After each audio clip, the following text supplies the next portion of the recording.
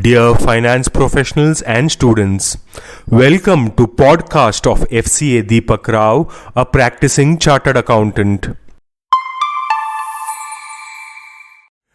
Daily news and updates for 26th August 2024. As a core investment company that borrows funds from banks and markets to invest in group companies, Tata Sons was classified by the RBI as an NBFC-Upper Layer in September 2022. Under the RBI regulations, an NBFC-Upper Layer must be listed within 3 years of such a categorization. But with the promoter risk profile reducing drastically following the debt repayment, Tata Sons is no longer required to list its stock, having offered to surrender its certificate of registration to the central bank.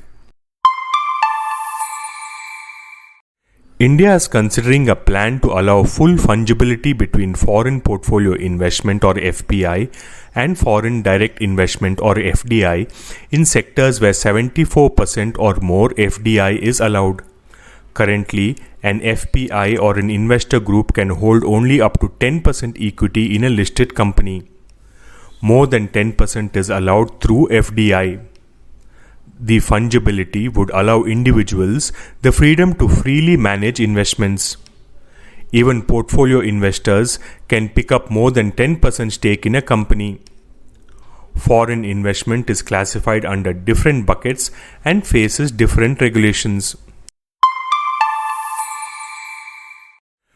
Temasek Singapore Sovereign Wealth Fund is in advanced talks to lead a $100 to $150 million investment in Rebel Foods, the parent company of brands such as Fasos and Behroz Biryani. Started in 2011 by Jaideep Burman and Kalol Banerjee, the company plans to go public in the coming 1 to 2 years. The Department of Telecommunications has indicated that apps like WhatsApp and Telegram will not be regulated under the new Telecommunications Act despite telecom companies' push for such measures.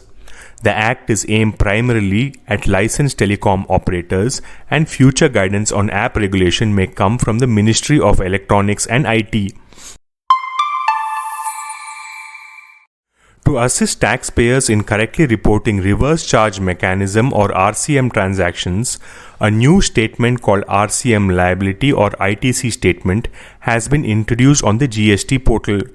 This statement will enhance accuracy and transparency for RCM transactions by capturing the RCM liability shown in Table 3.1D of GSTR 3B and its corresponding input tax credit claimed in Table 4A2 and 4A3 of GSTR 3B for a return period.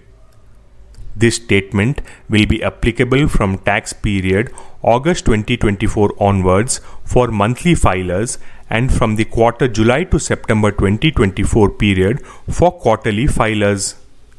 The RCM liability or ITC statement can be accessed using the navigation, services, under ledger, under RCM liability or ITC statement.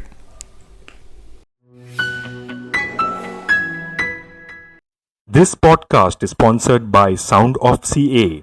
We share because we care. Vande Mataram, Jai Hind.